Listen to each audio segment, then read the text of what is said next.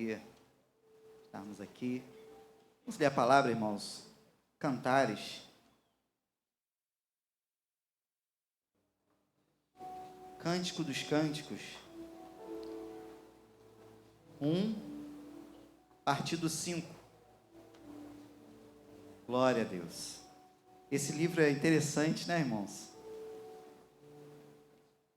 A gente não costuma ouvir tantas pregações sobre o livro de Cantares, mas ele é uma bênção. Glória a Deus. Cantares 1, partido 5. Amém? Minha versão aqui é NVI, diz assim: Estou escura, mas sou bela, ó mulheres de Jerusalém. Escura como as tendas de Quedar, bela como as cortinas de Salomão. Não fiquem me olhando assim, porque estou escura. Foi o sol que me queimou a pele. Os filhos da minha mãe zangaram-se comigo e fizeram-me tomar conta das vinhas. Da minha própria vinha, porém, não pude cuidar. Agora o 2, a partir do versículo 15. Apanhem para nós as raposas, as rapozinhas, que estragam as nossas vinhas, pois as nossas vinhas estão floridas. Amém, irmãos? Podeis sentar? Glória a Deus. Irmãos, essa semana eu estive buscando ao Senhor para me desse uma direção para essa noite. E hoje todos nós entramos aqui entendendo que hoje era um culto de família. O nosso Deus, irmãos, através do Espírito Santo, Ele tem liberdade para fazer e para falar aquilo que Ele quiser, né? Nós estamos abertos e desejosos de que sempre seja Ele na direção de tudo. O que Ele quiser falar, Ele vai falar. Mas como hoje é um culto de família, né, voltado para nós celebrarmos a Deus pelas nossas famílias, orarmos, então, se temos a responsabilidade de pregar, a gente vai orar a Deus e pedir uma direção para falar para as famílias. Então, é em cultos como esse que casais que estão em crise recebem direcionamento. É em cultos como esse que casais que estão pensando em se divorciar mudam a mente através da ação do Espírito Santo. Conseguem enxergar uma luz no final do túnel. É em cultos como esse que filhos, sabe, com aquele espírito de rebeldia. Eu acho tão importante e urgente falarmos sobre a cultura da honra e a cultura da desonra nos nossos dias, porque isso tem acontecido não só na rua, na escola, isso começa dentro dos lares. Uma cultura de desonra, um desrespeito, falta de educação. São tantas coisas ruins que acontecem nos nossos dias, e o principal alvo, né, é a base da sociedade, que é a família. Então nós buscamos ao Senhor um direcionamento para essa noite, para falar para as famílias, e eu gostaria de falar sobre amar como prioridade. Amar como prioridade. Sabe por quê, irmãos? Guardem essa frase. Não é suficiente amar aquilo que nós temos que amar como prioridade. Não é suficiente só amar algo que nós temos que amar como prioridade. Porque nós usamos a palavra amor, eu amo, para muitas coisas. A Bíblia, nos seus originais, vai trazer a palavra amor com diversas palavras referentes a amar algo, né, ou alguém de uma forma diferenciada. No grego, nós temos as diversas palavras que se referem a um amor que é diferente por alguma coisa ou por alguém. Mas nós costumamos amar a palavra amor para muitas coisas. Alguém vai dizer assim: eu amo pizza, eu amo minha esposa. Pô, você ama pizza do mesmo jeito que você ama sua esposa? Não, pô. Mas nós usamos a palavra amor para diversas coisas. Eu amo viajar. Quem ama viajar aqui? Quem viajou no ano de 2023? Pô, muita gente ama viajar, mas não viajou no ano de 2023. Talvez você ama viajar, mas no ano de 2023 não foi nem falta de condições. Talvez a gente justifique no final do ano: eu não tive condições. Talvez não tenha sido falta de condições, talvez tenha sido uma falta de programação. Uma falta de programação onde desde o início do ano você vem se programando para chegar naquele dia e conseguir viajar. Então você ama viajar, mas não ama como prioridade. Está entendendo? Tem gente que ama ir comer em um certo local. Eu amo comer naquele lugar. Eu amo aquela comida. Aí tem umas costelas por aí, né? Só que aí vai falar assim: quando foi a última vez que você foi lá? Nem lembro, pastor. Mas será que você não foi porque não deu ou porque você não se programou para aquilo? Então, amar não é suficiente para algumas coisas ou para algumas pessoas que nós temos que amar como prioridade.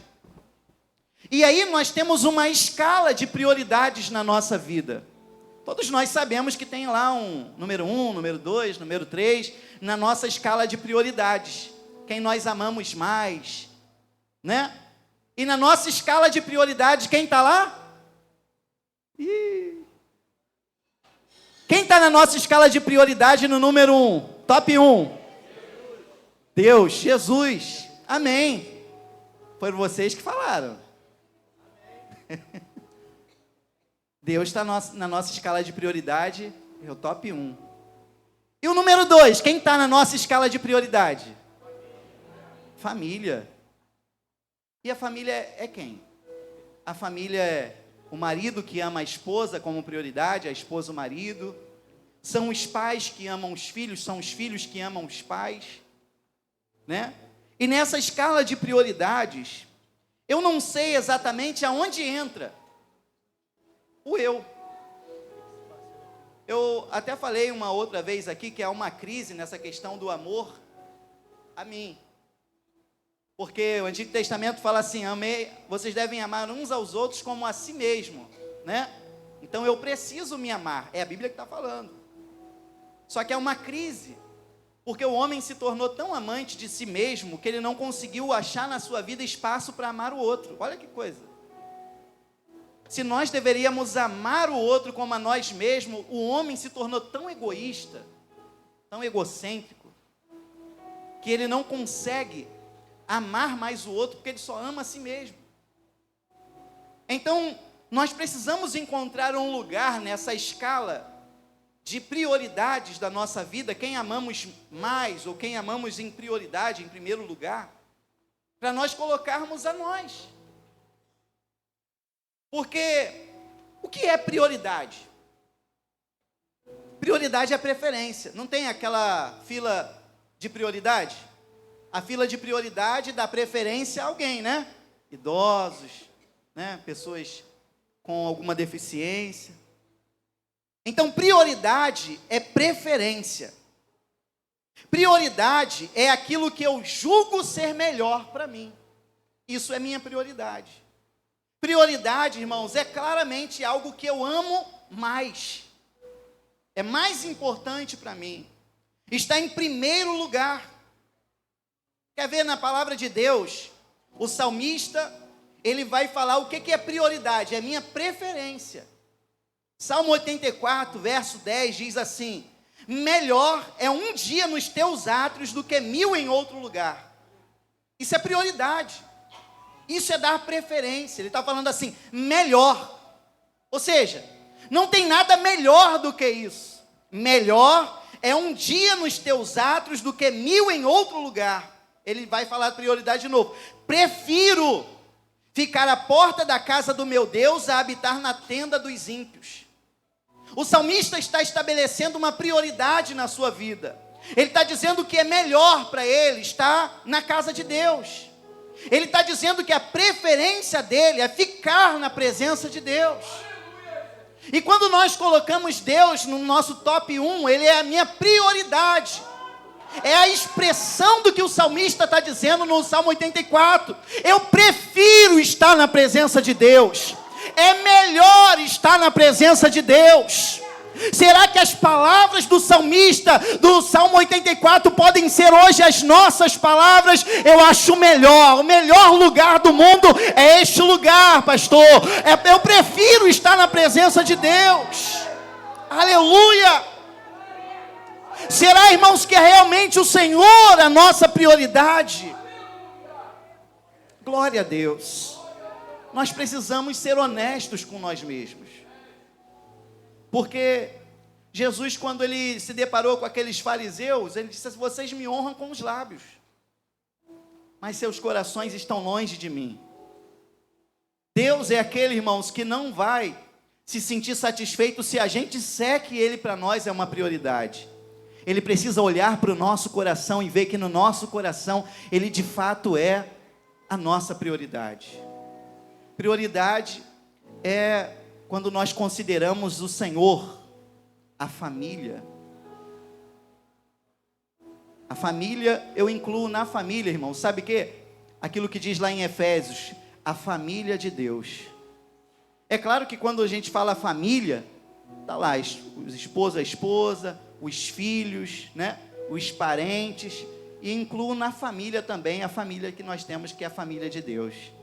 Nós somos unidos não pelo sangue que corre na veia, nós nos tornamos família pelo sangue poderoso de Jesus.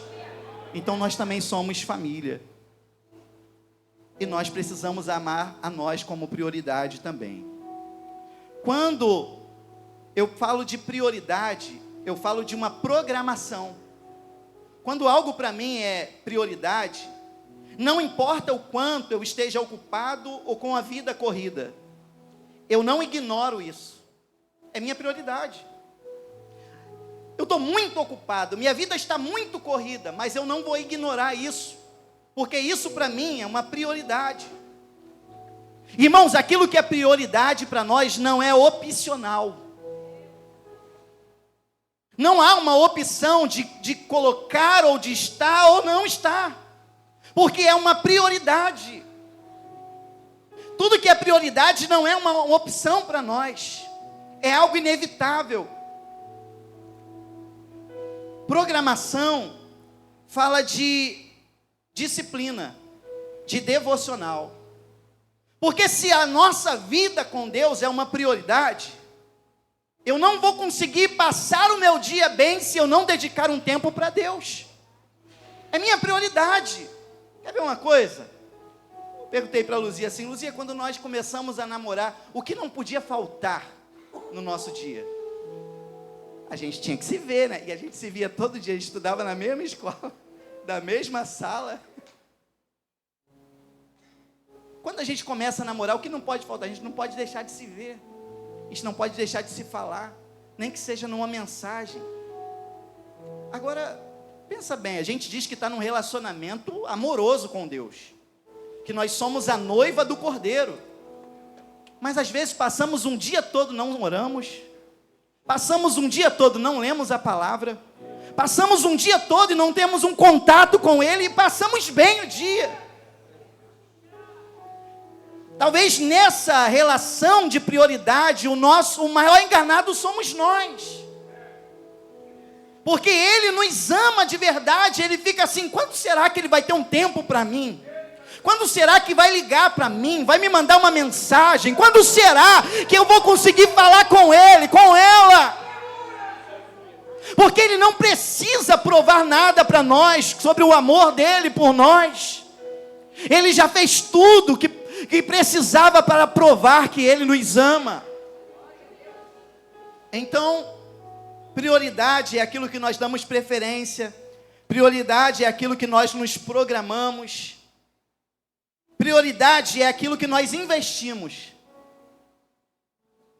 Sabe qual é a moeda mais valiosa de um relacionamento? Não é o dinheiro, não é o dólar, o euro, as moedas digitais. A moeda mais valiosa de um relacionamento é tempo e atenção. E isso aqui, irmãos, esses pontos que eu estou aqui estabelecendo, a questão de prioridade, isso tanto serve para o nosso relacionamento com Deus, como serve para o nosso relacionamento entre família.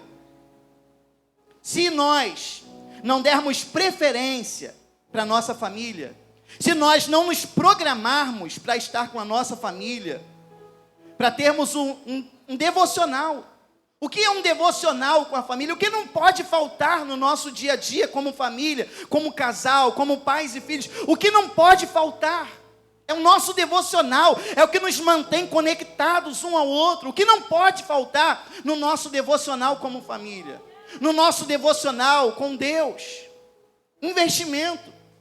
E o investimento que nós temos que fazer não é simplesmente um investimento financeiro, esse também é um ponto. Mas o maior investimento que precisamos fazer no nosso relacionamento, seja ele com Deus ou com a nossa família, é o nosso tempo, é a nossa atenção que damos a eles. E o quarto ponto, como que nós provamos que algo é prioridade na nossa vida? Quando nós somos capazes de renunciar por esse algo. Por isso que nós dizemos ser prioridade. Isso é tão importante para mim, que eu abro mão disso aqui por ele. Isso aqui, ele é tão importante para mim, que isso aqui, ó, não dá nem para comparar.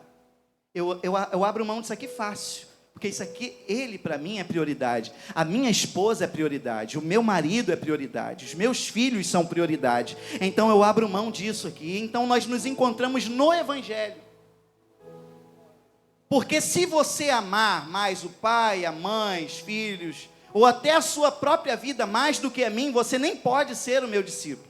Jesus não está falando que nós não devemos amar uns aos outros, mas ele está falando assim, o primeiro a lugar, o top 1 sou eu. Não há ninguém que possa estar no top 1 e eu estar com você. Ou eu estou no top 1, ou eu não estou com você. Se nós não somos capazes de abrir mão, de renunciar a qualquer outros amores por Deus, nós não temos a Deus. Essa é a realidade. Mas Deus se alegra quando nós amamos a nossa família como uma prioridade na nossa vida. Claro, tudo bem estabelecido e organizado dentro da nossa mente e do nosso coração. Eu amo a minha esposa, mas eu não amo ela mais do que o Senhor. Eu amo meus filhos, mas eu não amo eles mais do que o Senhor. Eu amo os meus irmãos, mas eu não amo os irmãos mais do que o Senhor. Amém? Agora, quando nós olhamos para Cantares capítulo 1, eu casei, irmãos, com uma mulher morena, muito linda. Eu sou bem aventurado. E a gosto, todo tipo de gosto, né? Tem gente que casou com uma mulher branca, loira, e está muito feliz por causa disso. Mas há quem olha assim para a sua morena e fala assim, poxa, tem comparação. E quando nós lemos Cantares capítulo 1, nós estamos lendo sobre uma mulher escura. E ela disse assim, ó, Cantares 1:5, estou escura, mas sou bela. Meu irmão, isso aqui eu ri quando eu li isso aqui. Ela está falando, eu sou escura, mas eu sou bela. Ó mulheres de Jerusalém. Aí ela compara, escura como as tendas de Quedar, bela como as cortinas de Salomão. Não fiquem me olhando assim, porque estou escura. Foi o sol que me queimou a pele. A impressão que nós temos é que essa mulher é escura, não naturalmente. Talvez ela fosse morena. Mas a impressão que nós temos quando essa mulher está falando, é que ela não era tão escura quanto ela estava nesse momento. Então ela está falando assim, eu sou escura, mas olha, eu sou bela, hein? Tipo assim, olha, eu sou bonita, escura do jeito que eu sou bonita. E aí ela faz as comparações dela. Não fiquem me olhando assim porque eu estou escura. Gente, eu estou escura assim porque o sol me queimou. E quando ela diz assim, o sol me queimou, não foi porque ela foi na praia no final de semana. Não foi porque ela passou por aquela câmara de bronzeamento artificial. Não foi porque ela tomou banho de laje. Ela é escura porque ela foi exposta ao sol. Ela foi muito exposta ao sol. E aquela exposição excessiva ao sol trouxe para ela um bronze. Agora, se você é casado com uma mulher morena, você vai ficar assim, poxa, né? É muito bela a minha morena. E as mulheres brancas não fiquem, né? incomodadas com isso. Se você for para o sol, você também vai se queimar. A mulher, ela está escura, porque ela ficou muito exposta ao sol. Mas a gente vai perguntar assim, então por que, mulher, você está tão escura? Os filhos da minha mãe zangaram-se comigo e fizeram-me tomar conta das suas vinhas. Sabe, os irmãos dela brigaram, ficaram zangados e forçaram ela a tomar conta das vinhas deles. A ponto de ela não poder cuidar. Ela diz assim, da minha própria vinha, porém, não pude cuidar. Quando eu li esse texto, eu fiquei pensando assim, eu acho uma mulher morena, linda, bela, concordo com ela, a minha é bela. Só que às vezes nós podemos olhar para uma pessoa e achar ela muito bonita. Só que a beleza dessa mulher não era uma beleza natural. A beleza dessa mulher era uma consequência de uma coisa que estava acontecendo nos bastidores da sua vida, que era uma coisa que estava fora daquilo que era correto. Ou seja, ela não estava cuidando da sua vinha, estava sendo exposta ao sol excessivamente, estava ficando morena por causa daquele excesso de trabalho, e talvez a gente vai olhar para aquela morena e vai falar assim, que mulher linda, que cor linda, sem considerar do que está acontecendo de prejuízo por trás. Sabe o que o Senhor falou comigo? Nós temos que tomar um cuidado muito grande de achar bonito aquilo que está diante dos nossos olhos, mas aquela beleza que está diante dos nossos olhos está custando toda uma vinha que não está sendo cuidada. Existem pessoas, sabe, cuidando tanto da sua aparência, do seu exterior, da sua autoimagem, que todo mundo está falando assim, que linda, que bela. Mas ela justifica. Ela traz uma informação que me preocupa. Sou bela, mas não estou cuidando da minha vinha. Sou bonita, mas minha vinha eu não estou podendo cuidar. Será que preciso falar mais alguns pontos sobre isso? Que no nosso tempo tem tanta gente preocupada com tanta coisa e não está cuidando daquilo que Deus deu para cuidar. É a responsabilidade sua. A vinha é sua, cuida da sua vinha. A vinha é sua responsabilidade. Esse negócio, olha, eu cuido das coisas dos meus irmãos e Deus cuida dos meus. Que isso, irmãos? Isso não é da palavra de Deus, não. Aonde você leu isso? Aleluia. Deus colocou Adão e Eva no jardim e falou assim, vocês vão cuidar, vocês vão proteger, vocês vão, aleluia, cultivar esse jardim. Não podemos passar nem para o Senhor e nem para outros a responsabilidade que é nossa. A vinha é sua, cuide da sua vinha. E isso é uma palavra para os irmãos da Sulamita também. Os meus irmãos ficaram zangados comigo e me forçaram a cuidar da vinha deles. Não transfira a responsabilidade da sua vinha para outro. A esposa é sua, o marido é seu, os filhos são seus, a família é sua, cuide da sua vinha. Cuide daquilo que o Senhor colocou na sua mão, daquilo que o Senhor te abençoou, Ele te deu essa família. Aleluia. Ele te deu essa família. Ou às vezes Deus não deu, você foi teimoso e teimosa e apresentou para o Senhor, eu quero isso aqui, Senhor, isso aí, então toma. Mas agora, assume a responsabilidade e cuida da sua vinha. Agora, a prioridade não é sua beleza. Não é se as pessoas te veem bem, não é se você se sente bem. A prioridade agora é cuidar da sua vinha. Essa é a responsabilidade de ter uma família, irmãos. Minha vinha, minha responsabilidade. Não posso transferir essa responsabilidade. E sabe, o que a gente olha nessa mulher é um excesso de trabalhos. É um cuidado de tudo e de todos. Uma mulher que só não consegue cuidar da sua própria vinha. É o que eu disse. Não podemos somente amar aquilo que nós temos que amar como prioridade. Será que ela não amava a vinha dela? Amava. Só que quando os irmãos forçaram ela a cuidar da vinha deles, a vinha já não era mais a prioridade.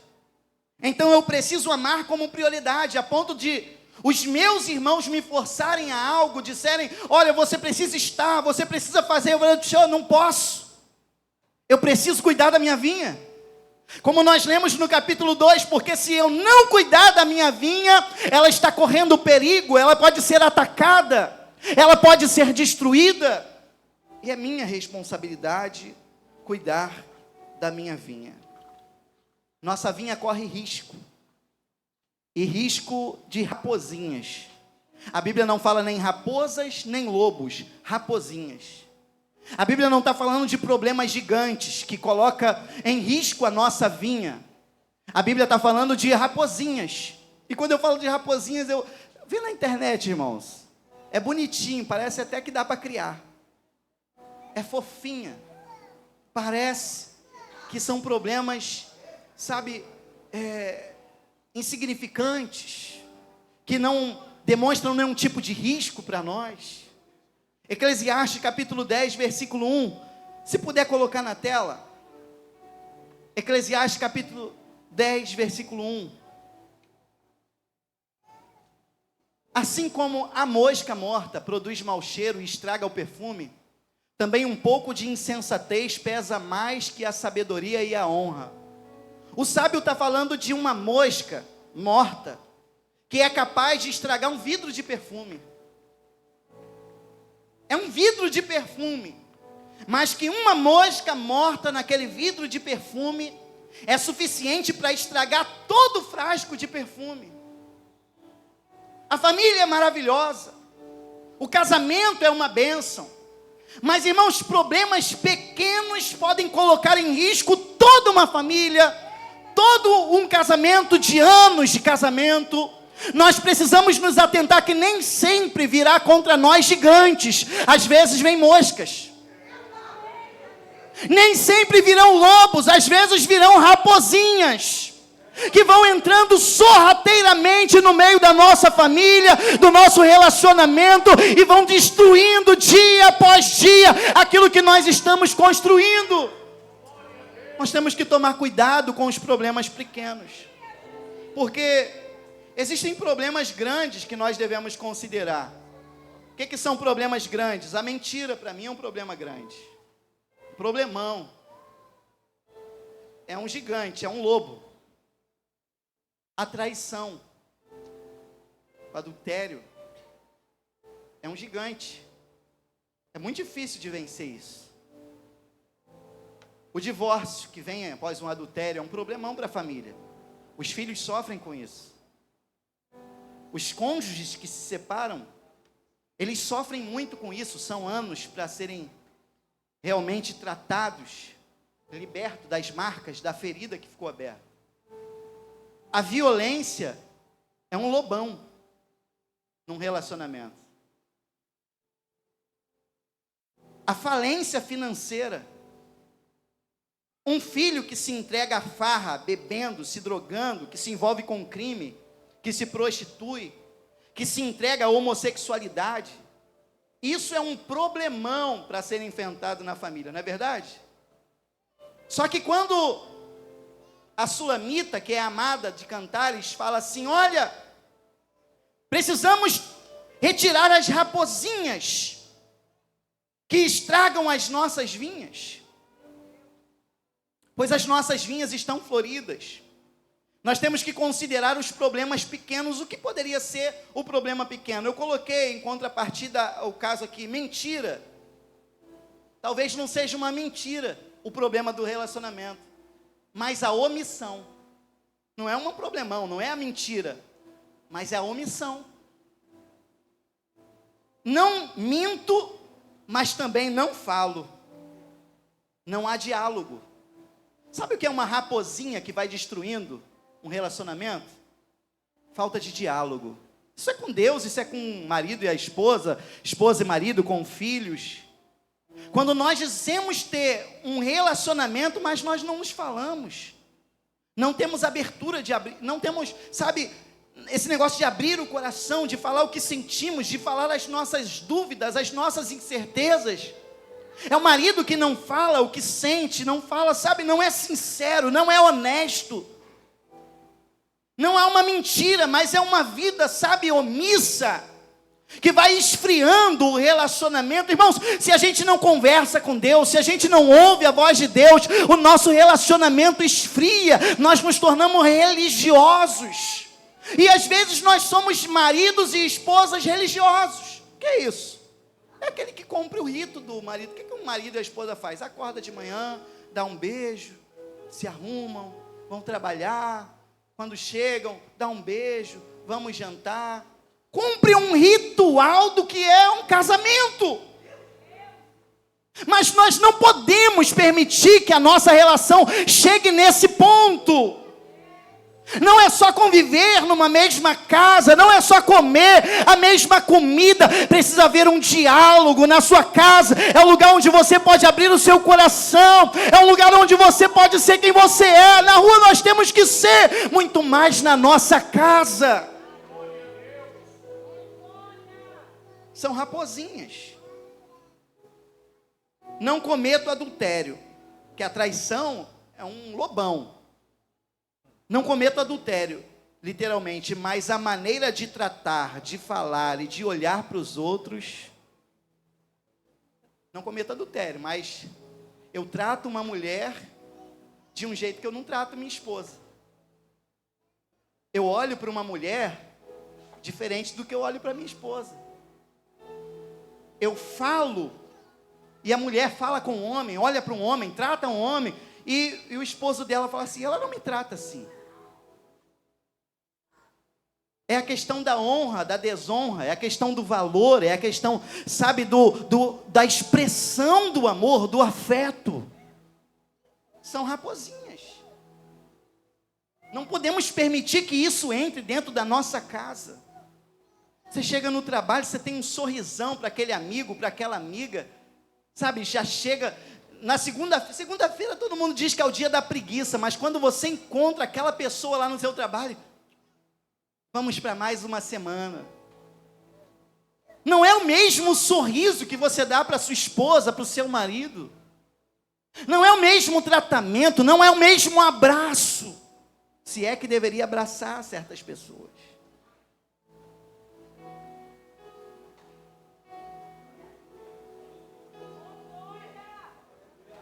Não bato com as mãos. A violência. Não bato na minha esposa. E tem mulher que bate em homem, irmãos. Tem umas... Acionar aí o João da Penha, porque... Tem uma mulher que bate nos homens também. Não bato na minha esposa com as mãos. Mas bato nela com palavras. Bater, a violência em si é um lobão. Mas quando eu falo aquelas palavras que colocam ela para baixo, que colocam ele para baixo, que humilham, raposinha. Temos que vigiar, botar um... Senhor, bota um guarda na minha boca aqui, ó. E esse ponto aqui, irmãos, críticas e murmurações. Tem aquela pessoa que reclama de tudo. Isso é uma raposinha. Olha, irmão, essa raposinha está quase uma loba. Crítica. Nada que faz tá legal. Nada que faz impressiona mais. Cara, no tempo do namoro, quando estava apaixonado, cara, mulher nem gostava de futebol. Quando o cara fazia um gol, aí ela nem gostava de futebol. Um gol que o cara fazia, ficava toda feliz. Hoje não tem nada que o camarada faça. Ele faz um ovo sem estourar a gema. Essa gema tá seca demais. Você sabe que eu gosto dela molhadinha, para escorrer no arroz. Nada que o homem faz é legal. Irmãos, ao longo da vida a gente vai aprendendo muita coisa. Só Jesus. Você estende a roupa, não tá? Você não estende a roupa direito. Poxa, tem mulher orando, Senhor, toca no meu marido para ele me ajudar a estender a roupa. A mulher está reclamando que ele não estendeu direito.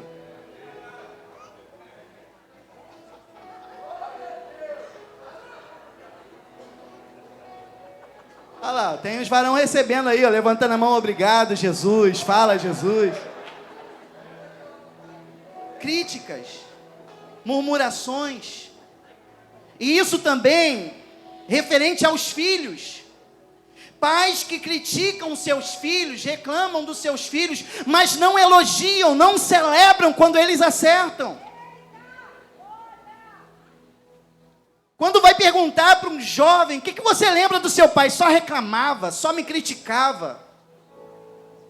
Nós como pais devemos reclamar mesmo. Devemos criticar mesmo, mas nós temos que ser a maior torcida, irmãos, maior do que a torcida, maior do Rio, do Botafogo, para celebrar pelos nossos filhos.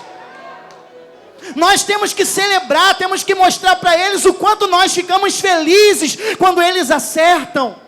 E quando eles erram, nós, sabe, irmãos, nós chamamos a atenção porque acreditamos que ele pode ser melhor do que aquilo. São raposinhas. Críticas. Quer ver? Davi não deveria ser esquecido ou ignorado pelo seu pai. Não devia. Ali ele tinha o Eliabe, os irmãos lá, os grandes, os fortes. Jessé tinha lá os filhos fortes lá. Mas cadê, onde que eu li que um deles matou um leão, um urso que defendeu a ovelha? Cadê? Quando eu leio sobre eles, eles são os caras que estão lá no canto com medo do gigante. Quando o Samuel chega lá e fala assim, ô Jessé, chama os seus filhos. Davi nunca deveria ser ignorado ou esquecido. Davi tinha que ser lembrado como o guerreiro da família. Ele não deveria ser considerado o menor. Ele deveria ser considerado o guerreiro, o corajoso da família.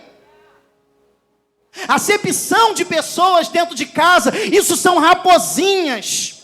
Um tratamento diferenciado de um para o outro, isso são raposinhas. Nós precisamos corrigir isso, irmãos. Nós temos a família edificada pelo Senhor, através da sabedoria que Ele nos dá. Então, se entrou hoje no culto da família, irmãos, a chave que o Senhor tem para nós nessa noite, é a chave da felicidade dentro do nosso lar. Qual é, pastor? É um estalar de dedo do Senhor como uma magia? Não. A chave que vai virar e dar vitória para nós, na nossa família, é você sair daqui com essas palavras e pedir, Senhor, me dá sabedoria para colocar em prática tudo isso que o Senhor está falando comigo hoje. Coloca para a gente aqui, Provérbios 31, 28 e 29. Provérbios 31, 28 e 29. Seus filhos se levantam e a elogiam. Seu marido também elogia dizendo, muitas mulheres são exemplares, mas você a todas supera. Marido que não elogia a mulher. Sabe, irmãos, eu não tenho que esperar elogio de outras mulheres. Zé Carlos ficou bem essa careca. Eu não tenho que esperar isso de outras mulheres.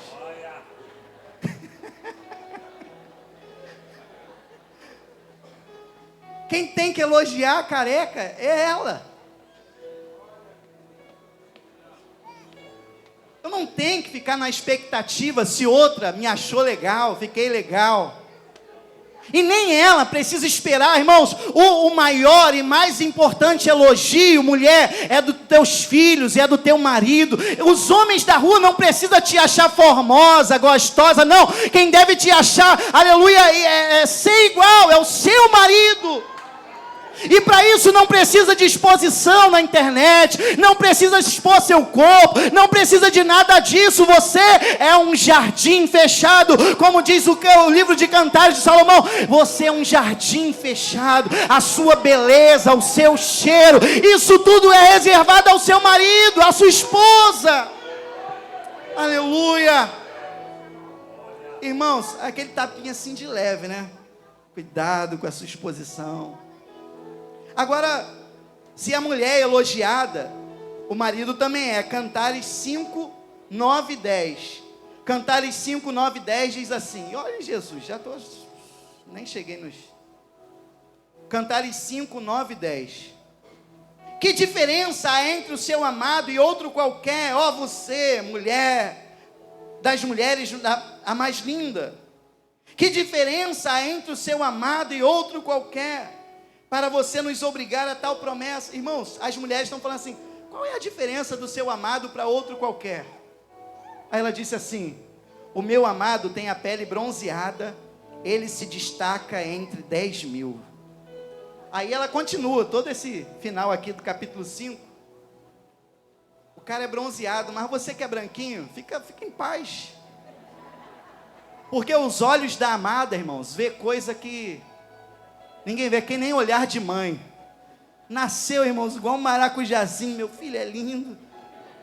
E a sua esposa, se ela te ama de verdade, de acordo com uma mulher de Deus, ela vai te olhar e vai dizer assim: olha, não existe ninguém igual o meu amado.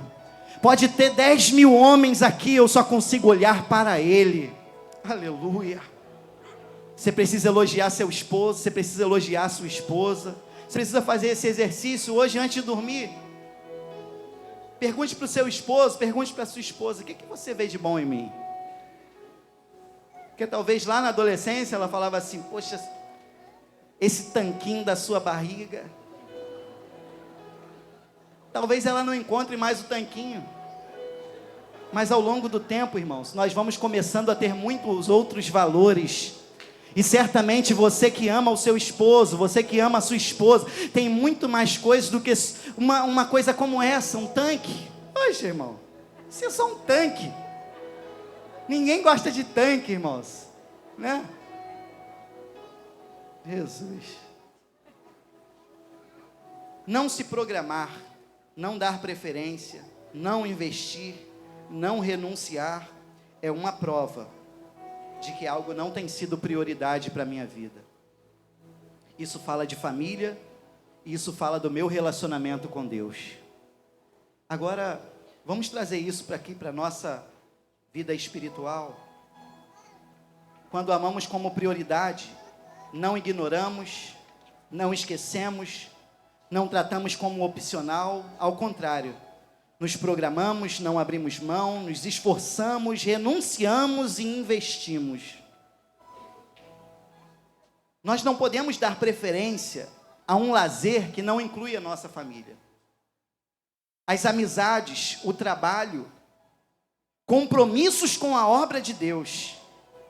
Eu li um livro que fala de aconselhamento pastoral, e um pastor desconhecido disse assim, uma frase que aquela frase ali me deixou muito preocupado. Minha esposa estava morrendo do meu lado, e eu não percebia. Agora, o Senhor colocou pessoas do nosso lado, para que a gente possa cuidar dessas pessoas. Você não pode transferir essa responsabilidade para outro. Esposo é seu, a esposa é sua, os filhos são seus. Nós temos que ter um cuidado com aquilo que é prioridade. A sua vida é prioridade, irmão. O cuidado com a sua vida é uma prioridade. Como que você tem lidado com essa prioridade? Eu digo que cuidar da minha vida é uma prioridade. Mas como eu tenho me relacionado hoje? Eu digo que a minha vida é uma prioridade, mas faz mal à saúde. Como você tem se alimentado hoje? Eu digo que a minha vida é uma prioridade, mas como que você tem cuidado da sua própria vida hoje? Sua vida emocional, sua vida espiritual. Talvez você se lança em relacionamentos que é um perigo para você. Você sabe que é um perigo. Talvez você se dedica tanto ao trabalho que você não consegue cuidar de você. Talvez você se dedica tanto ao cuidado com os irmãos, nessa busca desenfreada. Pastor, Jesus está voltando, temos que ganhar almas, elas estão perecendo. Ok, temos mesmo. Mas tem gente que não está se cuidando, não está cuidando da sua casa, querendo ganhar o mundo. Estou cuidando da vinha dos meus irmãos, mas não estou cuidando da minha própria vinha. E enquanto isso, as raposinhas têm investido nela. O que adianta eu sentir que amo, dizer que amo, mas aquele que eu digo amar não se sentir amado? Eu sinto que eu amo a Deus. Eu sinto que amo minha esposa, amo meu marido, eu sinto que eu amo os meus filhos. Mas será que eles se sentem amados? Eu digo que amo, mas será que eles se sentem amados? Eu amo, mas não tenho tempo. Eu amo, mas não dou atenção. Eu amo, mas estou sempre ausente. Trabalho, igreja. Eu amo, mas estou sempre cansado, estressado. Eu amo, mas não demonstro com palavras e atos. Não abraço, não beijo, não elogio, não celebro. Que amor é esse? Hoje, o Senhor nos chama para amá-lo, como Ele espera ser amado. Vamos ficar de pé? Glória a Deus.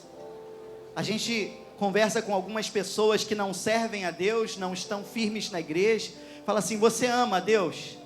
Eu amo. São pessoas que têm até interesse, irmãos, mas amar sem renúncia. Lembra do jovem rico? Marcos capítulo 10 diz que tinha um homem rico que tinha um interesse pelo reino de Deus. Ele chegou até Jesus e disse assim: Senhor, o que eu faço para entrar no reino? Você conhece os mandamentos? Conheço, eu os guardo desde a minha juventude. Então Jesus disse assim, Jesus o amou e disse: vende tudo que você tem, dá aos pobres e me segue. Ali ficou claro que ele tinha um interesse pelo reino, mas o reino não era uma prioridade na vida dele.